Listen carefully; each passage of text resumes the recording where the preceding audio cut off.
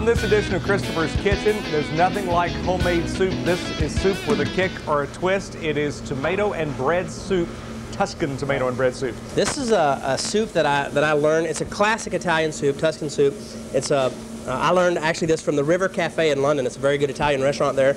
Before I went off to work on some of the yachts, the boss sent me here to this restaurant. It was a favorite restaurant season thing. So this is the first time I saw it, but it's basically fresh tomatoes that are cooked down with a little garlic, olive oil, and salt.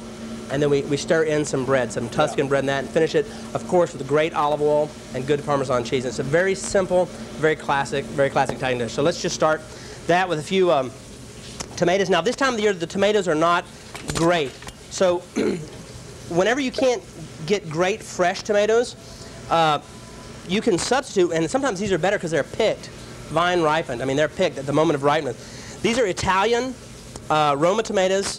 They're imported. So you can buy a can of these and they'll be very, very good. We use Roma tomatoes because they're denser, they have less water, and they're a very hardy tomato and they stand up to a long cooking process. Now I've just drained the liquid off of those and diced those up just like these. A good loaf of Tuscan bread, if you don't have it, you can always come by here and sell you one. Blue Baker, there's a couple places in town that you can get some good Tuscan bread, even the grocery store. Just find a good hearty Italian bread. Some very fresh basil, fresh garlic, and we're also using these little hot peppers. Now, the Italians call these peperoncini, and the closest that we can come are these pekin peppers. If you find these little peppers, we're going to use about 6 of those today for this recipe. And some good Parmesan cheese. Also, we're going to be using fresh garlic in this recipe. Now, if you've ever seen Goodfellas, the old Italian man in the prison was cutting the garlic with a razor. That's how thin you want it. So that is true here too. Just as thin as you can get it. Some nice, very thinly shaved garlic cloves. I think I'm using 5 in this recipe. Of course, also critical is a very good olive oil. And we start this recipe with about 1/3 of a cup of good olive oil.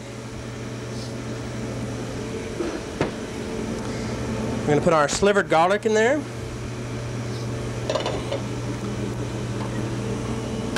And we're going to break up a few of these pekin peppers, about 6 of those.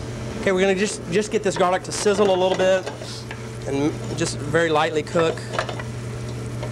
Make sure you're using like a medium heat to start with. You don't want to color that garlic, just get it started cooking. Now I'm going to go ahead and add the fresh tomatoes first. They have no water in them, so that's makes it better. We're just going to sear those a little bit. You can hear that going. Just sear those in that olive oil. Okay, I'm going to go ahead and add our canned tomatoes in there. So we have a nice combination of fresh tomatoes and good richness. You can see the color difference in those canned tomatoes. Nice rich flavor there. And I'm going to go ahead and add the salt here also. The salt helps the tomatoes release their water. So we're not adding any other liquids right now. We will add a little bit of water later. Go ahead and add a little bit of salt right now so that brings the water out of those tomatoes. We're going to let this cook down for about 10 or 15 minutes. Now you can add, as this gets thick, or if it starts to stick on the bottom lid, go ahead and add a 1/2 cup of water. Remember, the only thing we're evaporating out of these tomatoes is water. So if it gets a little bit too thick, just add a little bit of water. All right, while our sauce is cooking down, I just want to show you what we do with this Tuscan bread. I just go ahead and cut this in half, and we want to take about 90% of the crust off. So I'm just doing like this, most of the crust off. Now what I do at this point is I just kind of claw the bread off. I want it to look kind of rustic, so I'm just tearing pieces of this Tuscan bread into not bite-sized pieces, but a little bit larger than bite-sized pieces, and those will break up slightly when we add this to the tomatoes. Now what I like to do is leave this. I'll put this on a sheet tray and just let this dry out a little bit. Now see, our tomatoes have reduced down, made almost like this is almost just like our tomato sauce that we do in a lot of recipes. That's cooked down a little bit. Now I want to make this a little bit more juicy so that we can add our bread to this. Now I've got some of our fresh basil at this point, right before we add the water. I'm going to go ahead and tear some of our fresh basil and put our fresh basil in this recipe. Remember, we add this stuff at the last minute. Herbs I try to add at the last minute because it gives the maximum amount of flavor. And now we're ready to add our bread pieces. And just let those roll around in there and just absorb some of that good liquid. Going to add just a touch more water here to bring it to the right consistency. We can always cook some of that water out. Okay, here's our soup, Mike, and you can see it's still quite chunky. If you like it thinner than this, you can make it thinner than that. But it is traditionally quite a very chunky, rustic-looking soup. Just gonna drizzle a little good olive oil there, and some of that fresh shaved Parmesan cheese. So I might go ahead and taste that. You know, I didn't check it for salt, but hopefully that's... Got a little bit of everything here in the bite.